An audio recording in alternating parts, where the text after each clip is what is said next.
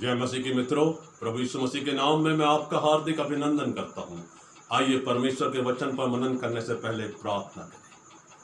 परमपिता परमेश्वर, हम आपको धन्यवाद देते हैं कि आप हमारी जिंदगी को आशीषित करते हैं और पिता परमेश्वर जिंदगी की हर एक समस्या को आप हल करते हैं, जिंदगी जीने का अर्थ समझाते हैं।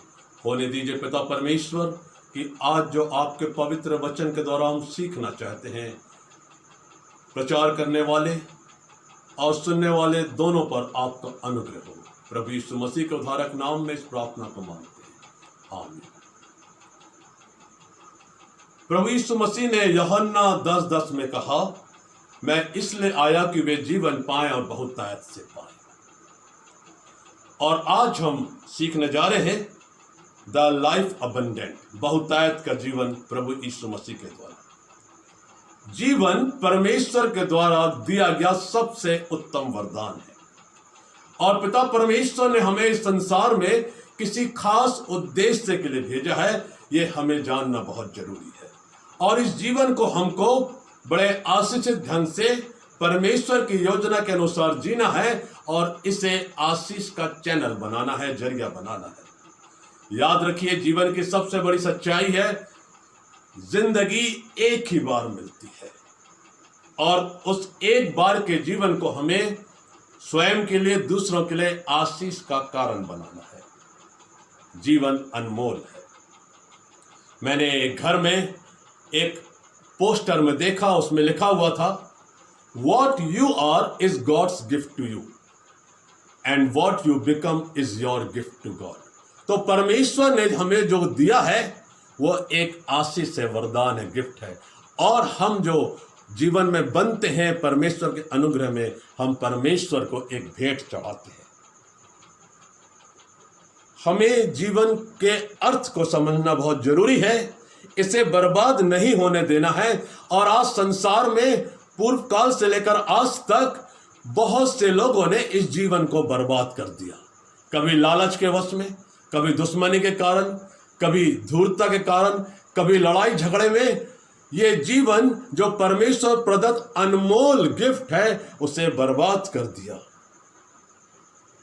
एक अच्छा जीवन यहूदा इस्करियोती को भी प्रभु की संगति में मिल रहा था, लेकिन उसने चांदी के 30 सिक्कों में प्रभु का सौदा कर दिया और बाद में आत्महत्या करके अपने जीवन की लीला समाप्त कर ली। आज विश्व की एक बहुत बड़ी समस्या है कि बहुत से लोग आत्महत्या कर लेते हैं अगर उन्हें जीवन में मनचाही वस्तु नहीं मिलती, प्रेम में असफल है, उनका वैवाहिक जीवन सही नहीं चल रहा है, अच्छी नौकरी नहीं है, पैसों की तंगी है। बहुत से किसान जब अच्छी फसल नहीं होती है, कर्जे में डूब जाते हैं, तो उन्होंने आत्महत्या कर लिया और ये एक बड़ी दुखदाई घटना है। बहुत से लोगों ने ड्रग का सहारा लिया, उनका जीवन बर्बाद हो गया। उन्होंने अपने जीवन को मनोरंजन में डाल दिया और मनोरंजन भी उनके जीवन में सच्ची शांति और आनंद नहीं दिया और उन्होंने आत्महत्या कर ली। बड़े बड़े फिल्म स्टार्स के जीवन की, खिलाड़ियों के जीवन की, बिजनेसमैन के जीवन की एक कहानी है कि वो अकेले में, बहुत पैसा होने के बाद, बहुत प्रसिद्धि और नाम होने के बाद, वो अकेले में तन्हा महसूस करते हैं। दे फील लोनली और उनमें से बहुत से लोगों ने आत्महत्या कर ली। आत्महत्या करना पाप है मेरे भाई और बहनों, और आत्महत्या करके व्यक्ति स्वर्ग में नहीं जाता, वो शैतान के पास चला जाता है और शैतान पूरी कोशिश करता है कि आपके जीवन को बर्बाद करके वो नरक में ढकेल दे जहां वो स्वयं है। और इसलिए मुझे आपको एक ऐसे व्यक्ति की जरूरत है जो हमारा पिता बन जाए, जो हमारा मित्र बन जाए, जो हमारा गुरु बन जाए और हमें एक अच्छे जीवन की ओर ले चले। और वो एक ही नाम है, Jesus Christ the son of God, the saviour of the world.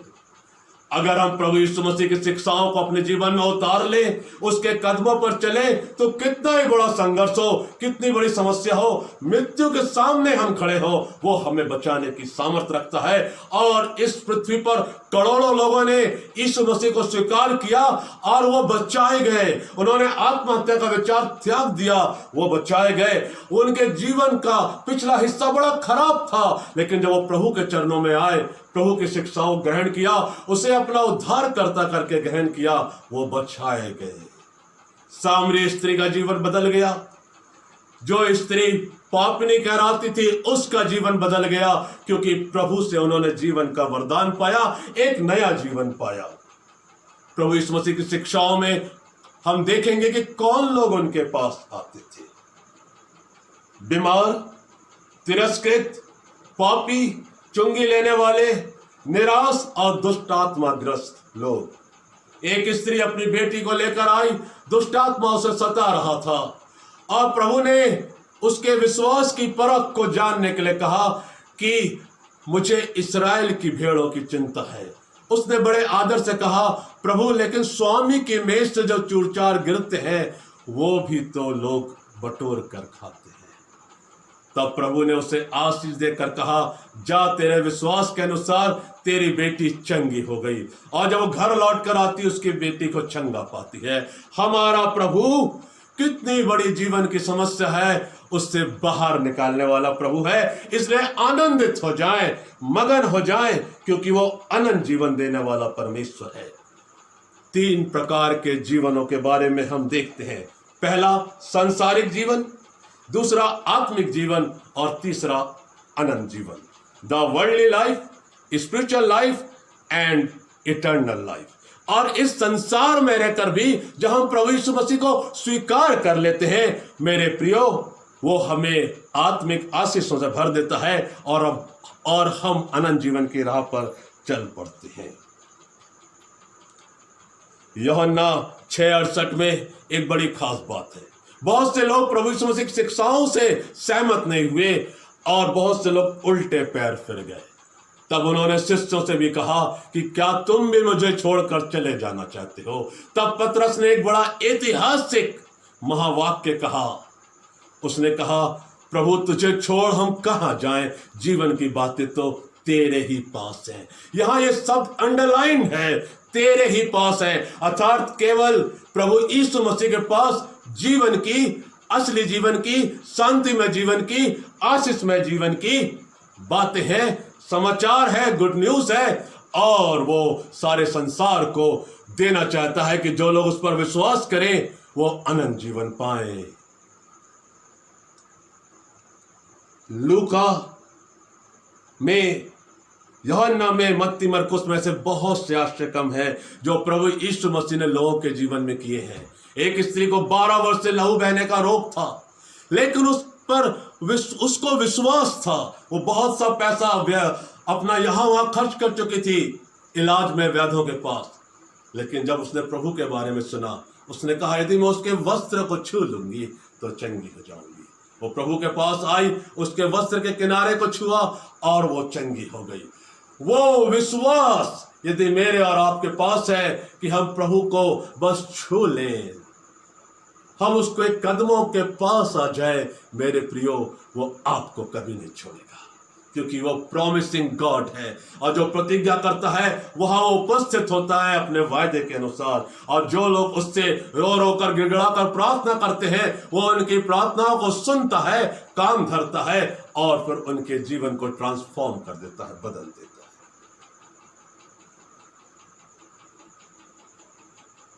लूका 13:10 में एक बहुत सुंदर उदाहरण है कि एक स्त्री कुबड़ी थी, वो किसी भी रीति से सीधे नहीं हो सकती थी और प्रभु यीशु मसीह उस दिन प्रचार कर रहे थे।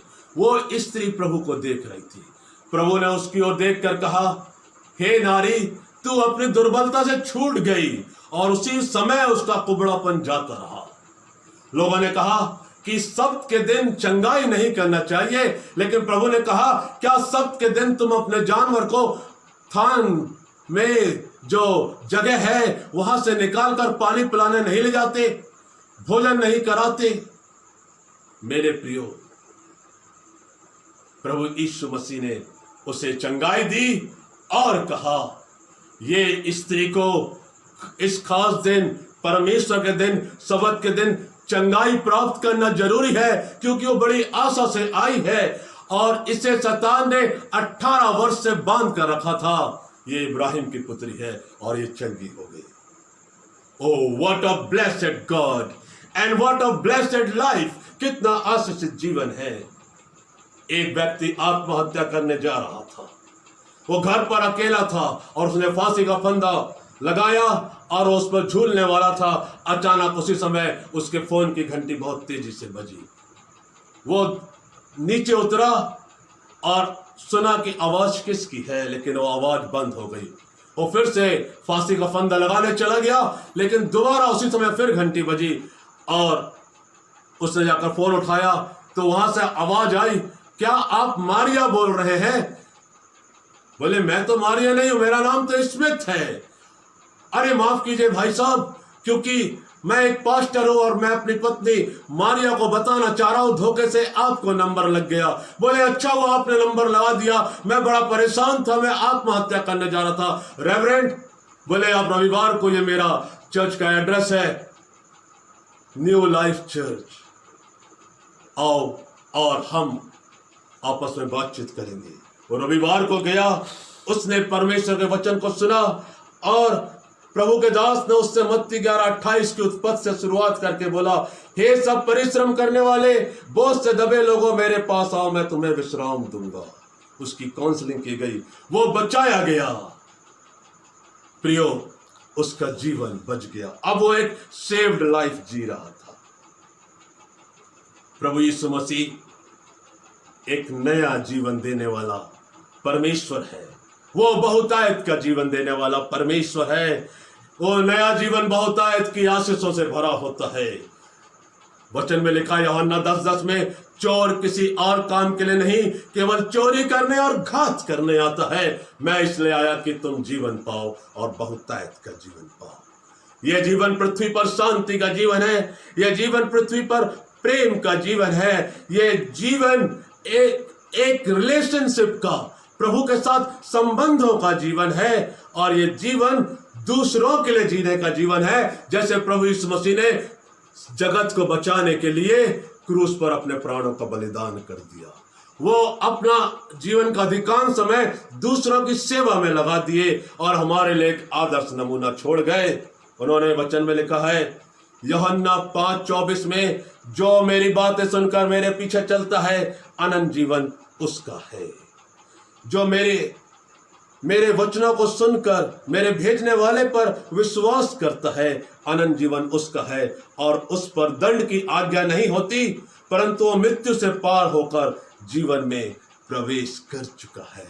Oh hallelujah. मेरे प्रिय भाइयों और बहनों, प्रभु यीशु मसीह हमें अनंत जीवन देते हैं। वो इस संसार में हमें आशीषों से भरा जीवन देते हैं। वो हमें इस संसार में शांति और आनंद का जीवन जीते हैं और वो इस संसार में हमें एक ऐसा जीवन देते हैं, एक ऐसा जीवन जो दूसरों के लिए जीना सिखलाता है। ओ प्रभु का धन्यवाद हो। भजन संहिता 23:5 में लिखा है, तूने मेरे सिर पर तेल मला है, मेरा कटोरा उमड़ रहा है। यह प्रभु यीशु मसीह के बहुतायत के जीवन की एक पराकाष्ठा है, सर्वोत्तम श्रेणी है। इसे हम कह सकते हैं कि ये एनॉइंटेड लाइफ है, अभिषिक्त जीवन है। और जो लोग प्रभु यीशु मसीह को पा लेते हैं, उनका प्रभु यीशु मसीह पवित्र आत्मा के द्वारा अभिषेक कर देते हैं, अपने पवित्र तेल से अभिषेक कर देते हैं, उसे अपनी संतान और अपना सेवक बना लेते हैं और वो पृथ्वी पर एक नया जीवन जीने लगता है। दो बातें और हम लोग सीखेंगे। एक पिता था जो नास्तिक था और उसके पास 2 बेटियां थी और अपनी बेटियों को वो गॉड के बारे में बताना नहीं चाहता था और वो उन्हें ऐसी बातों से बचा कर रखता था कि कहीं पर भी वो परमेश्वर के बारे में जाने। लेकिन एक बार जब वो रविवार के दिन किसी दूसरे स्थान पर जा रहे थे, अपने शहर से दूसरी ओर पहाड़ी रास्ता आया, तो वहां पर दूर एक पहाड़ के ऊपर एक गिरजाघर बना हुआ था और क्रूस दूर से नजर आ रहा था। तो छोटी बेटी ने बोला, पापा रुकिए, वो बिल्डिंग में जो वो निशान है वो किसका है? तो उसके पिता ने टालने की नजर से बोला, अरे वो ऐसे ही प्लस का निशान है। बोले नहीं, वहां से गाने की बड़ी अच्छी आवाज आ रही है, हमें पिताजी वहां जाना चाहिए। और यदि वो प्लस का निशान है, उसने क्रूस का जिक्र नहीं किया, नहीं समझाया अपनी बेटियों को। छोटी बेटी ने बोला, अगर वो प्लस का निशान है तो पिता हमारे जीवन में वो धनात्मक एनर्जी पैदा करेगा, पॉजिटिव एनर्जी पैदा करेगा। प्रभु यीशु मसीह का बहुतायत का जीवन मेरे और आपके जीवन में पॉजिटिव एनर्जी डाल देता है। जिस प्रकार उन बेटियों की बातों से उसके पिता का नास्तिकवाद हट गया और उसने प्रभु यीशु मसीह को ग्रहण किया। वो पहली बार गिरजाघर में गए, वचन को सुना, उनका जीवन बदल गया। यदि आप भी परमेश्वर के भवन में जाएंगे, प्रभु आपको वो बहुतायत का जीवन देंगे, जो एक अलौकिक जीवन है। इस संसार में रहते हुए आप अच्छा जीवन जिएंगे, बुरे विचार निकल जाएंगे, आप लोगों के लिए आदर्श नमूना बनेंगे। आप कभी भी अपने जीवन का विनाश करने को नहीं सोचेंगे। दाऊद कहता है भजन संहिता 23:6 में, निश्चय भलाई और करुणा जीवन भर मेरे साथ साथ बनी रहेंगी और मैं यहोवा के धाम में सर्वदा वास करूंगा। परमेश्वर पिता चाहता है कि वो एक चरवाहे की तरह हमें जीवन में आगे बढ़ाए, हमें रोज की रोटी खिलाए, हमारे जी में जी ले आए, सुखदाई जल के झरने के पास ले जाए, हरी चराइयों में बैठाए। और वो ऐसा परमेश्वर है जो हमारे जीवन को बहुतायत की आशीषों से भर देना चाहता है। आइए उस पर विश्वास करें, उसके वचन के अनुसार चलें, खुद को बचाएं, दूसरों को बचाएं। और जो परेशान आत्मा जगत में घूम रही हैं, यदि हमारी उनसे मुलाकात है, हमारा उनसे संबंध है, उनको बचाने के लिए प्रभु यीशु मसीह से उनका संपर्क करें और उन्हें प्रभु के पास ले चलें। प्रभु आज के वचन के द्वारा हमें से हर एक को बहुत बहुत आशीष दे। आमीन। आइए दुआ करेंगे। प्रभु जी, हम धन्यवाद देते हैं कि आपने हमारी प्रार्थनाओं को सुना है। आपने इस वचन को प्रभु हमारे लिए आशीषित किया है। जितने लोगों ने वचन को सुना है प्रभु वो आशीषित हो। ये इस अनमोल जीवन के लिए हम आपको धन्यवाद देते हैं। प्रभु हम धन्यवाद देते हैं कि आप अपने वचन के द्वारा हमें आनंद और शांति का बहुतायत का जीवन देना चाहते हैं। ओ पिता परमेश्वर, जिन्होंने भी वचन को सुना उन्हें वो बहुतायत का जीवन दीजिए और हम निरंतर आपके मार्ग पर चलते जाएं। प्रभु यीशु मसीह के मधुर और उद्धारक नाम में आमीन। यदि आप इस वचन के द्वारा आशीषित हुए हैं भाई और बहनों, तो हमारे लिए प्रार्थना करें, खुद के लिए प्रार्थना करें, पड़ोसियों के लिए, सब लोगों के लिए प्रार्थना करें। प्रार्थना के द्वारा हम दूसरों के लिए आशीष का जरिया बन सकते हैं। आमीन।